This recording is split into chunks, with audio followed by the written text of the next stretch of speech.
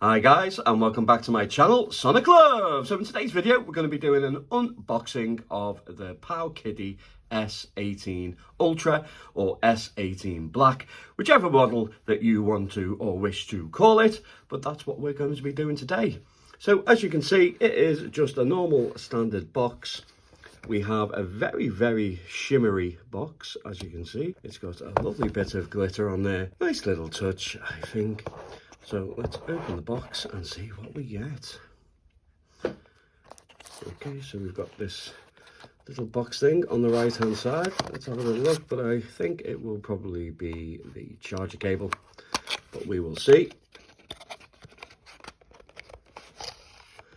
Yep, normal standard USB Type-C, which is nice. I think the old version, just let me grab it.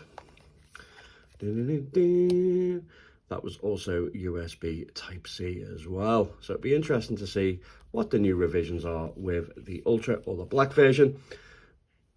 But let's take a look, shall we? Okay, so it comes with a bit of styrofoam. Take the styrofoam out. It has a little bit of a lip underneath. Take that out. We have it's been checked by someone, and also a toilet paper, as Mr. Wicked would say. So, as we know, this is a newer version. Okay, so it's exactly the same, really. I don't think there's many revision changes. Still holds the grills. Still has the 3.5mm headphone jack at the beginning. On the side, there is nothing that has changed. On the other side, also nothing has changed. They've just used the same shell. So on the top, yeah, nothing has changed. So if we see here, okay, so the shoulder buttons themselves, this one is, I wouldn't say loose, but I would say that there's not that much resistance, because it's like they were made for analog, and then the pressing of the button, but obviously it just doesn't have the analog function. But it's a lot stiffer and firmer on the new one, so I don't know whether, like, after a while it hurt my fingers playing it. So if this is stiffer and more robust, then it's going to cause a lot more pain a lot more quickly. Yeah, the buttons themselves are a lot firmer. We still have the same I/O. Yeah, it's definitely firmer. It's a lot looser, or should I say gentler to the press. Okay, so on inside we have the terrible Powkiddy logo. And as we open this one, we just have the little Ninja logo, which is a nice touch. They should just brand it everything like that and not have the big Powkiddy written all over it. Now, I do believe that this is a finger magnet, but I found with most finger magnet devices, if you just give it a good clean, they all come off. So it'd be nothing to worry about. Like, it may use the moisture of your skin and the oils of your skin. Let's just, unless you have really oily fingers. But we'll see by the end of the video just how messy this thing gets. But as you can see, I'm tapping away like a good one, and it doesn't seem to be that many there.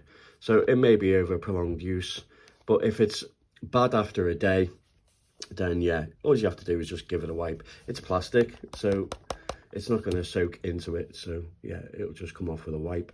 So the new things are the analog sticks. I like these analog sticks actually in the original. I thought they were really nice.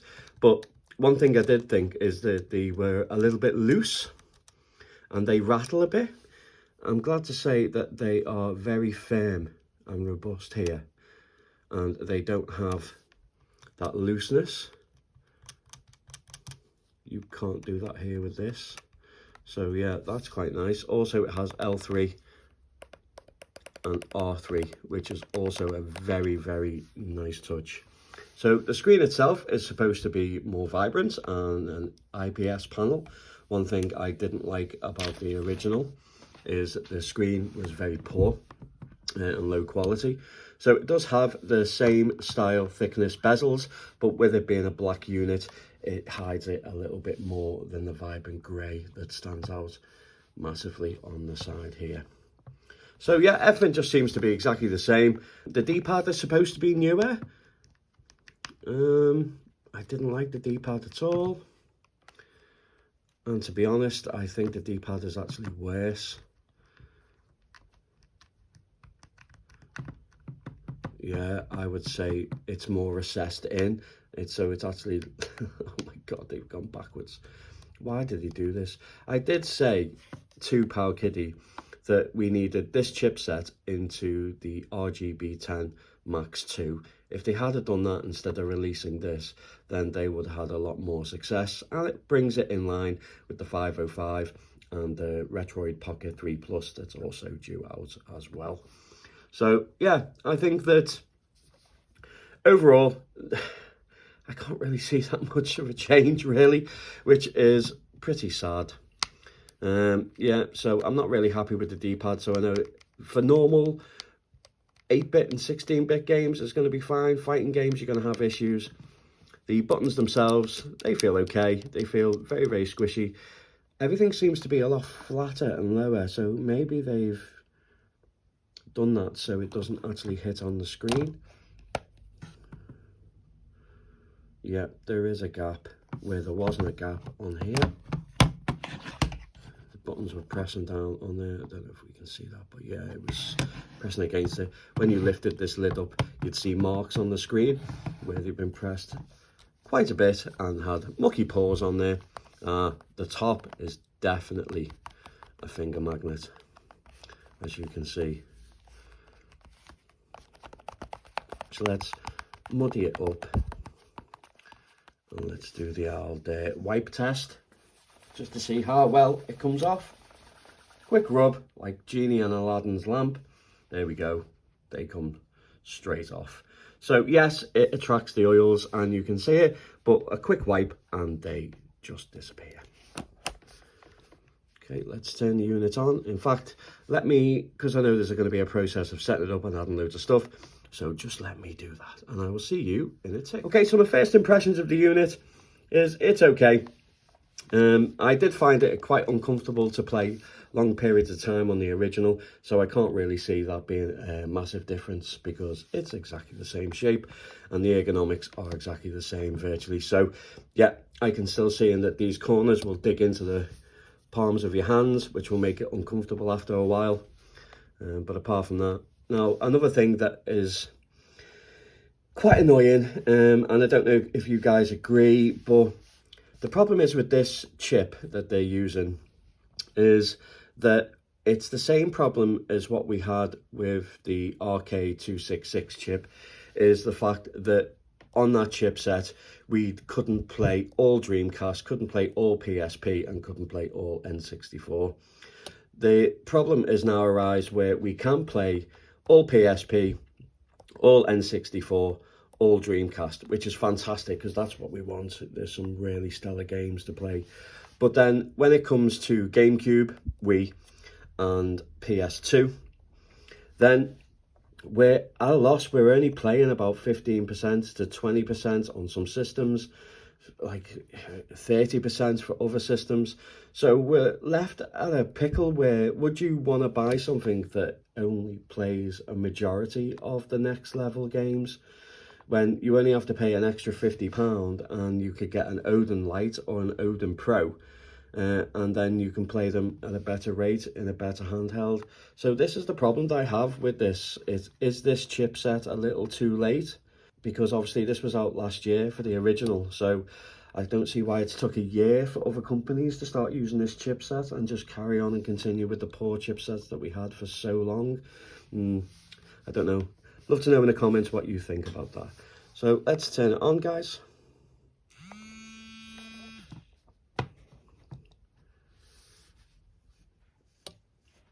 So the screen is better, but I wouldn't say it is considerably better. The viewing angles are better. It's nice to play in the evening.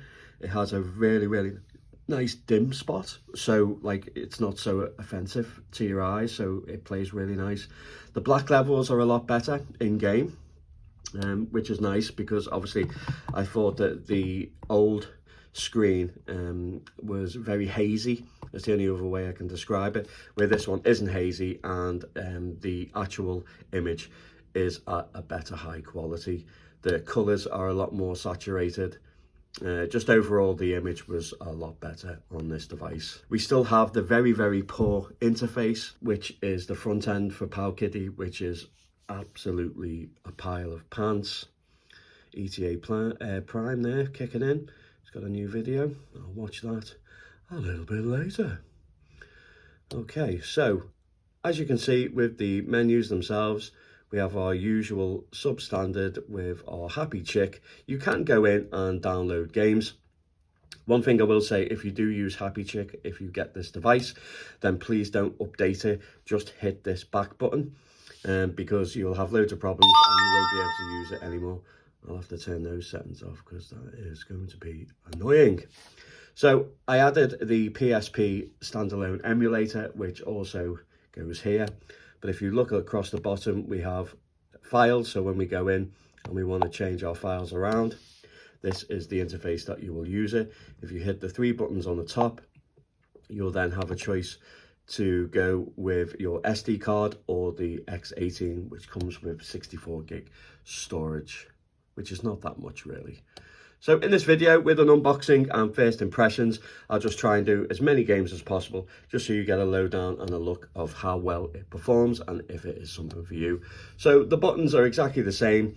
Do I think this is something that you should upgrade from the previous one? If you like it and you like the clamshell design, the only reasons why I like this device more than others probably is because I'm a fan of clamshell designs. I just prefer them. I don't know why. I think it's just personal preference. But yeah, I wouldn't say to upgrade it really, because there's nothing really bar the screen. I think everything else and the buttons, but the same problems are occurring with this as what the old one was, so I just don't see the point. As I say, if they had to use the Powkiddy 10S Max, then they would have had a lot better success, in my opinion. Okay, so as we go here, it does come with Google Play, which is fantastic, and that alone makes a massive difference. You can sideload a lot of stuff, but there is ways of adding Google Play. It's a little bit finicky and a workaround for other devices, but it is possible, guys. If you want to see a video on that, then let me know. I'm sure Dorix, the sales company for retro games, have actually done something on their website where they show you step by step how to add it. So we're going to kick things off with some Android native games. I know a lot of people like playing them, so we're going to kick things off and let's do it with Streets of Rage 4. I suppose there's only one saving grace for this device, is you can use a Bluetooth controller and you can hook it up via HDMI. If you want to see a video on that, guys, so you can just use it as a console. And I think you're going to have a better experience with it being used as a console than what you would do a handheld device, just because of how uncomfortable it can be. And as I say, I've been playing it for a little bit now, and these buttons, they really do play havoc on your fingers after a while. Unfortunately, like any Android handheld, not all games are going to be supportive of the controller itself or the device itself.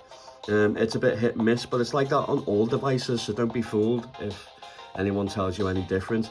But there is key mapping software by hitting a G if you wish to, and that makes a massive difference.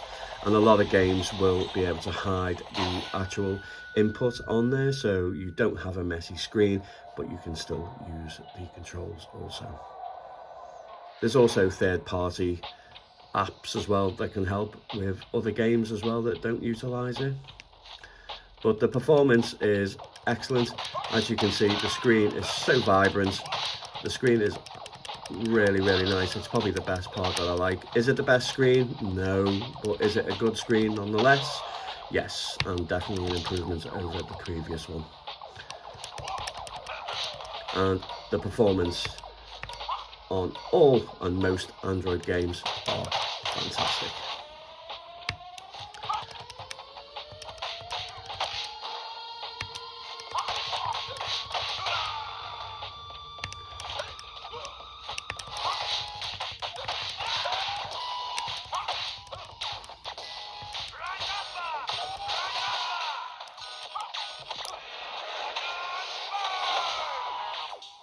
Okay, so a simple press of this button and a little flick of this button on the screen. And the touchscreen is really nice, guys, as well. It's way better than the other one. It feels a lot snappier. I'm not too sure that's because of future further updates from the previous version. I'm not too sure, but it does seem a lot more responsive. And also to the touch, even in corners, it feels really good as well.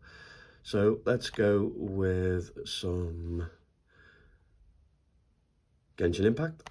Yeah, so I'd love to know what you think, guys, and obviously my opinions and thoughts on, is this chipset like irrelevant now, really, with the fact that we have had handhelds with a lot better chipsets in? Are we going a step backwards, and is it going to be like the RK266 where like it's just going to be inundated with this chipset in every handheld for about 6-7 months? Because personally, I just think that would be terrible, really, in my opinion, but it's up to you at the end of the day if you wish to buy one. So this is a mixture of high and medium settings and low settings, so it is a bit of a cocktail. As you can see, in built up areas it can be very stuttery and spinning the cameras, but you can go to low settings and get a better frame rate. Makes it smooth, but personally I do like to have the better clarity. But is it playable? Yes, definitely playable.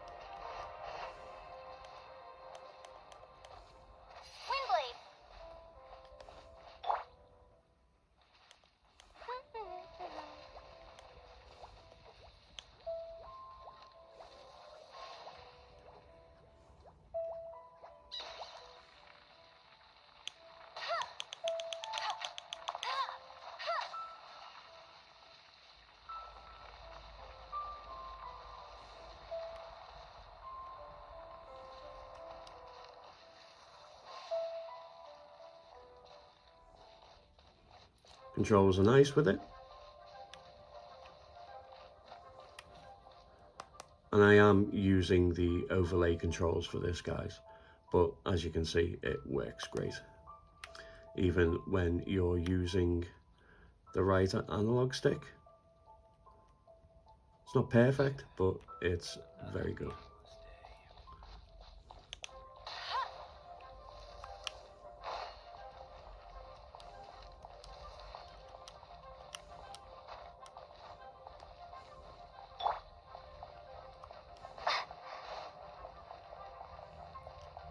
Okay, let's move on to something else.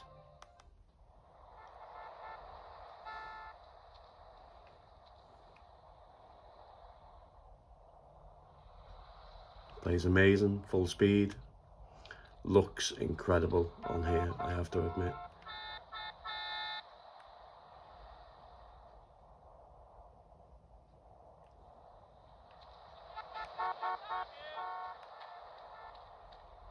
So I'd say if you're playing it like this and you're using it, as you can see, your fingers go over the top.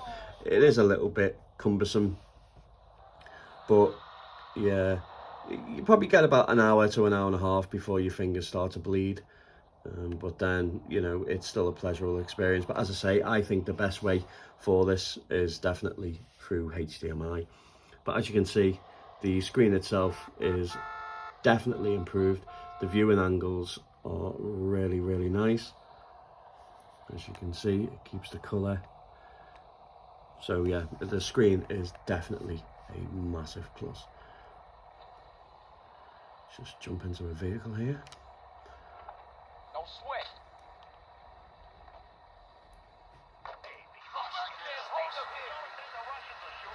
Yeah, but performance on Android is really, really stellar. It's really nice, guys. Ah, man, thanks for that. On the conspiracy line, caller, we're in Area 50. Do not use fluoride. It's evil. It made me kill my doctor. Oh, what you doing, my wheels? Got to get the VW camper van there. Oh yeah, split screen. Let's go. Nice.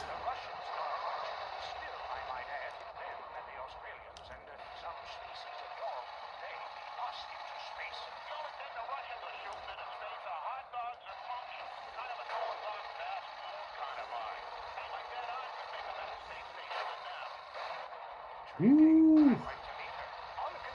Yeah, as you can see, it looks nice, guys. Plays well. Lovely. Oh, I landed back on its wheels. What a jump. Gotta love it. Okay, let's try out some 8-bit and 16-bit games. So you can go through RetroArch, or you can go through,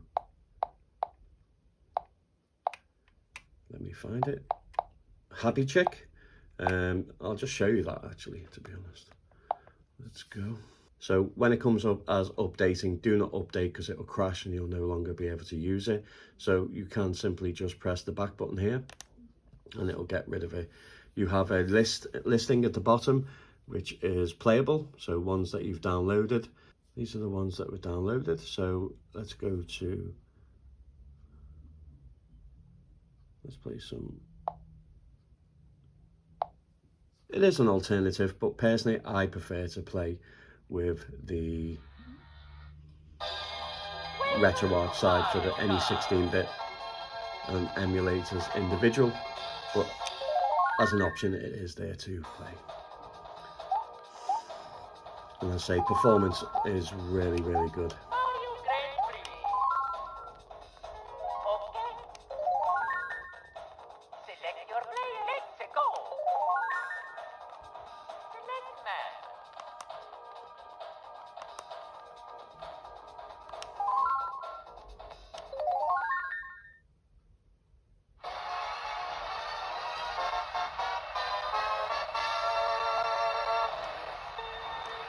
And it looks amazing, I do have to admit.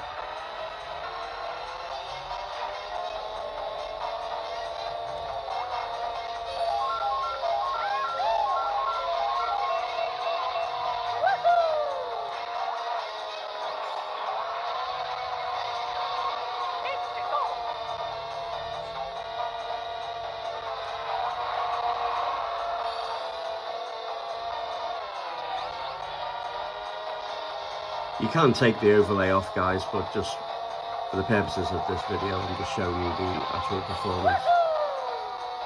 So it's not too bad on Happy Chick itself, but personally, I would not use it. I would go to the emulator section and then obviously download from the Google Play your individual games onto individual emulators. So let's check out some GoldenEye.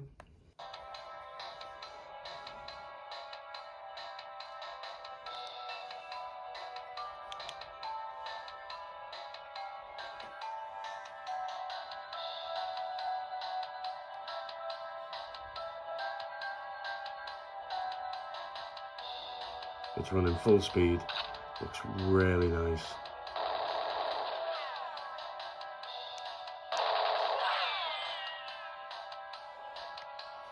Really nice experience.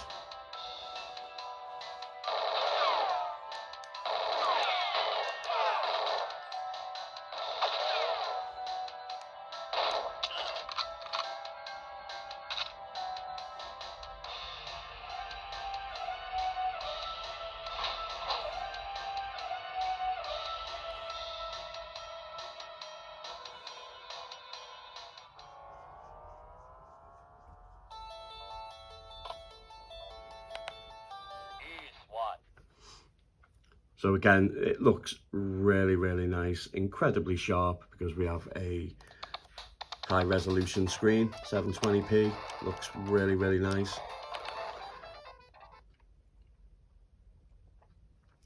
So for this demonstration, I'll just show you using a D-pad.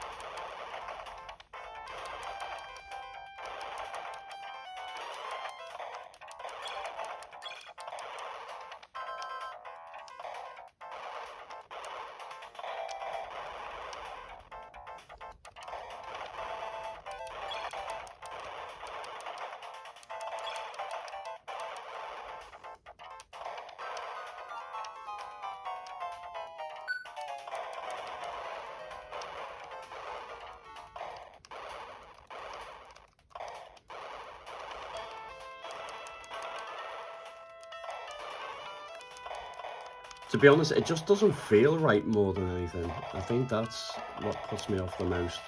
And it just doesn't feel as responsive, even though it is. But it's just, again, it's just the feel, I think, that puts it off.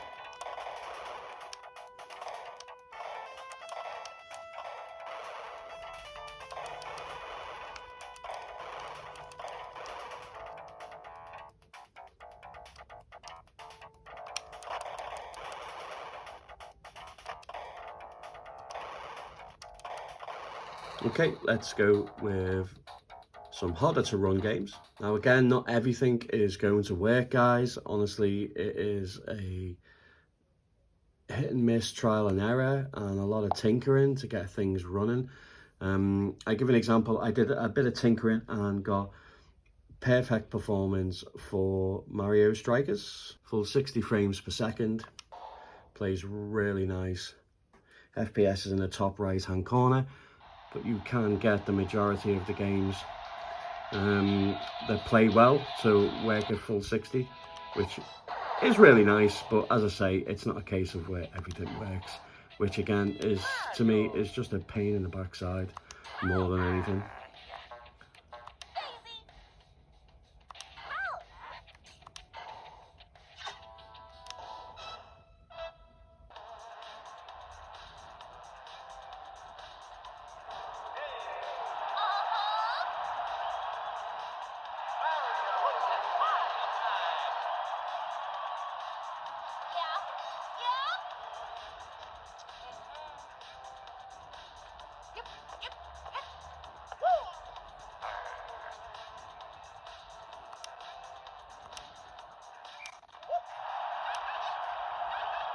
But it's nice to have it playing full speed.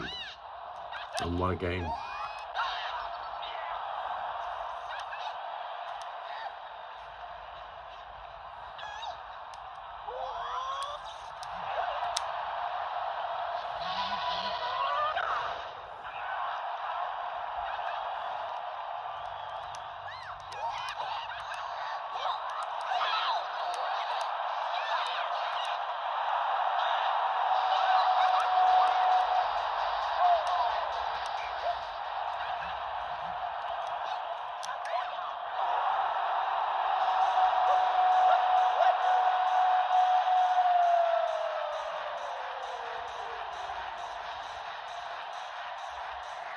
Okay, let's try a different game. And this is the standalone emulator as well, guys, from the Google Play Store.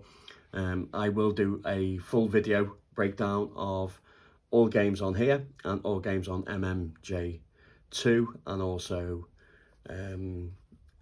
just any other emulator that's out there for Dolphin. I will do a dedicated video just on Dolphin, just on Citra, and so forth. But yeah, it is a shame it can't play everything, but you can tinker and mess around and get games to work a lot better than what they do if you just get it right out the box, guys. But I will do a dedicated video for that. Same again, not everything works, but there is games that work perfectly, and it is nice to have, but it's just a shame that not everything works well. That's the issue, guys, that we have, you know. But again, with a bit of tinkering, messing around,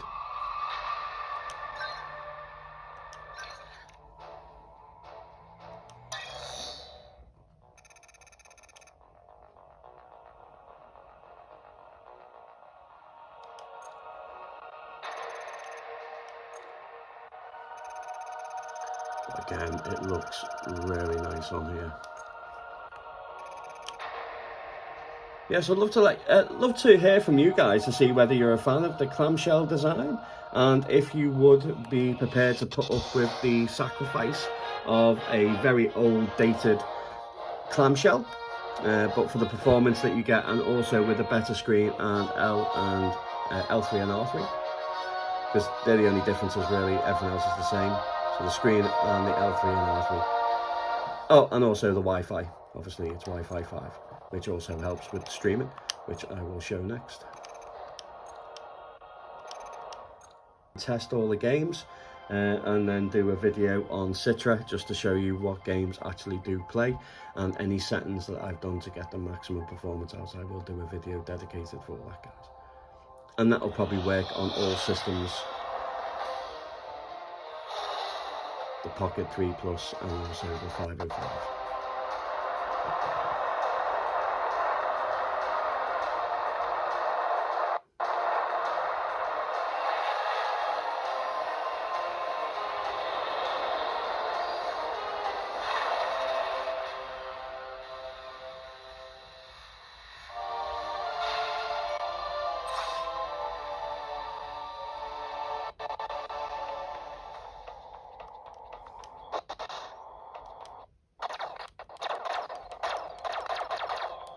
Some of the cache will be loading in as you play, guys, as well. Unfortunately, I don't think it saves it on Citra. I think it just loads it in, so it will get better as you play, sadly.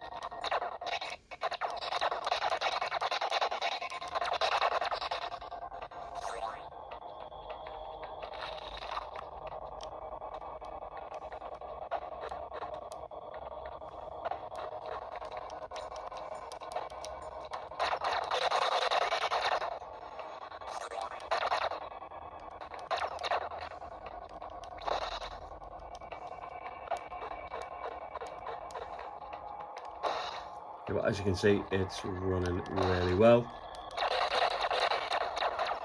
It's a nice touch to have. Let's test out one more. 始めようぞ。ど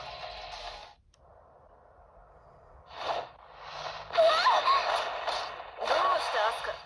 しっかりしろ。アスカ、忘れたとは言わせないぞ。お前を倒すのはこの私だ。もちろん分かってるって。だったらさっさとこいつを倒して二人の決着をつけるとするか。私は負けない。絶対に負けない。忍びの道を極めるまでは。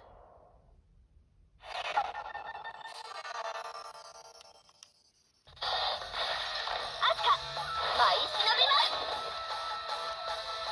任務開始。足元から秋。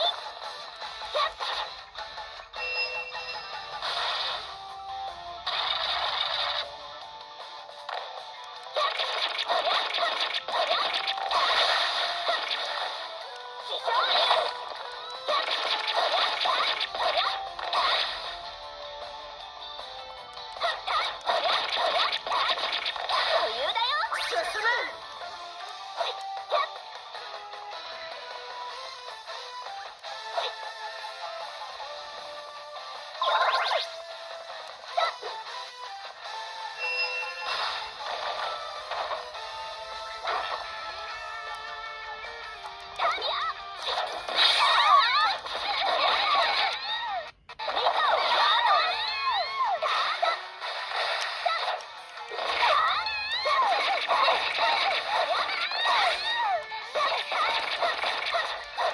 ぎってきた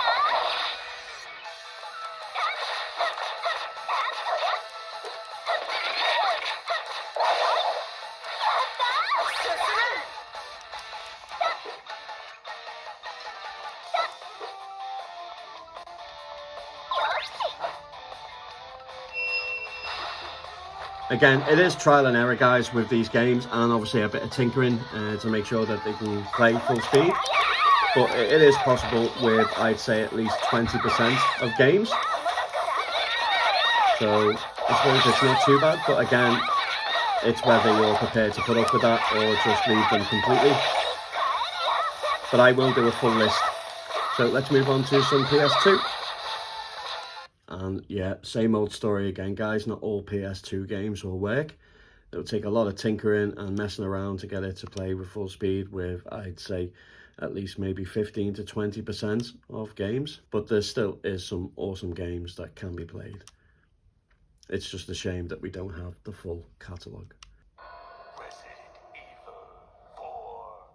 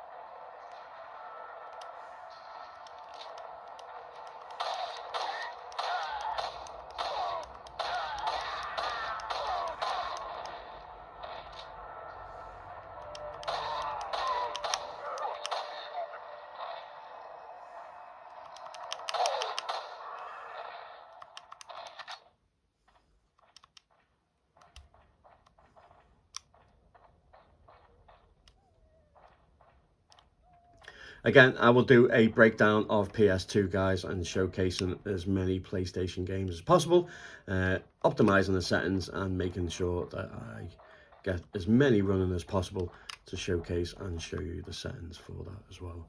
So let's check out some streaming, and then I'll give my final verdict of what I think of my first impressions of the Powkiddy X18S Black or Ultra. If there is anything else you wish to see, let me know in the comments, guys, and I will gladly accommodate that.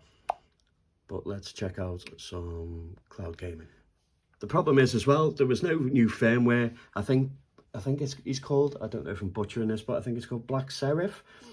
He did a Patreon version, which he improved a lot of key features with this and made it a lot better. I'm not too sure if that is the same case as working on here.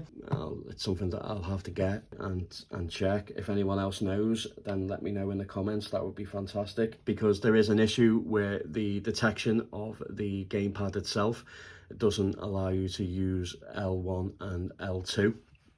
There is easy workarounds.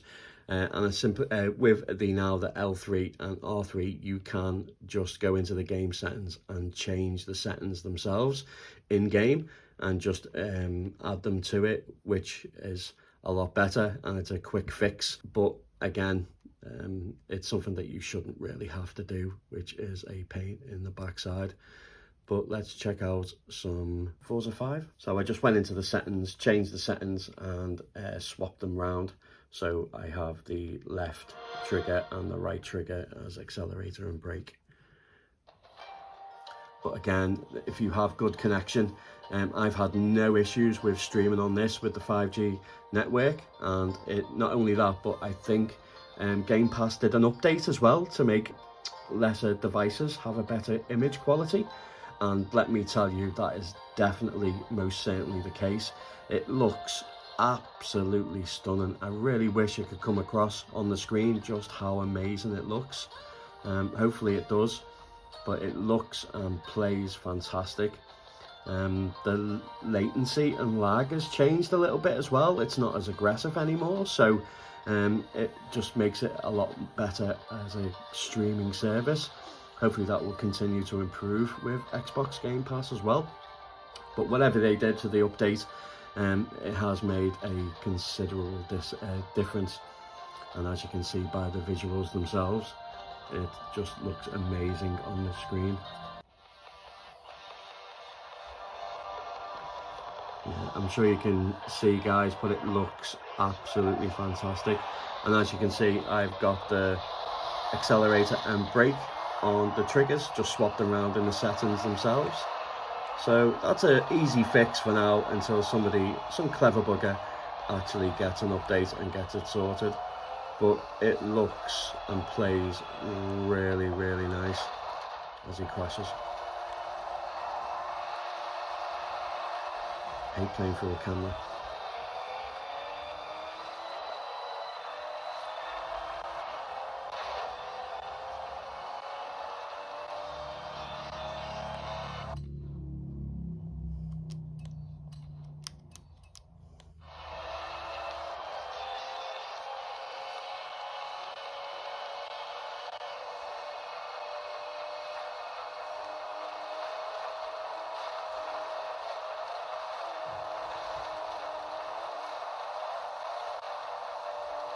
And as I say, I'm not sure if it's coming across, but it looks incredibly sharp.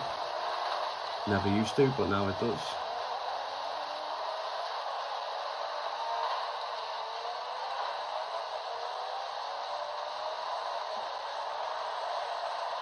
Okay guys, I'm going to leave it there for my unboxing and first impressions. What do I think? I think the screen is definitely an added bonus. I think that they've made a vast improvement on that. Is it the best screen in the world? No, but it's a bloody good one. So I'm glad that they upgraded it, because in this one it is absolutely terrible.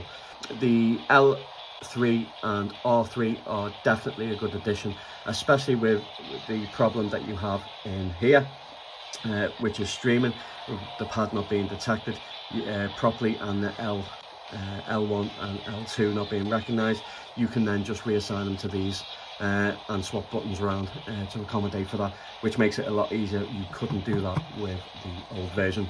The performance, it's the chip in general that I have a problem with, not the devices that are going to come out to accommodate that chipset. I just think that it's too fiddly, and there's not enough games to appreciate the higher gen of consoles, which is Wii and GameCube and also PS2. I just think we're just not quite there with it yet. I think something a little bit more powerful. I do believe that if you get two devices like this and maybe the RG505, or maybe the 505 and the Retroid Pocket 3, then you may as well just combine that money together and get yourself a Steam Deck that absolutely annihilates these and beats the competition hands down, bigger screen, and also plays absolutely everything, and AAA games as well. So it's a decision that's left onto yourself. Personally, would I recommend it? Personally, for myself, yes, because as I say, I love clamshell designs, and I think the improvements that they've made on here justify it for me personally. But I think, could I recommend it to anybody else? I don't know. I think that would have to be your personal choice. Me, I'd give it a big and don't go for it. There will be a lot better things on the market, but as I say, there'll be people out there that like the clamshell. So love to know what you think of the video, guys, and my thoughts on this. And as always, guys, look forward to plenty more videos breaking down all the performances, and look out for the settings performances as well of each emulator and as many games tested. And as always, guys, take care.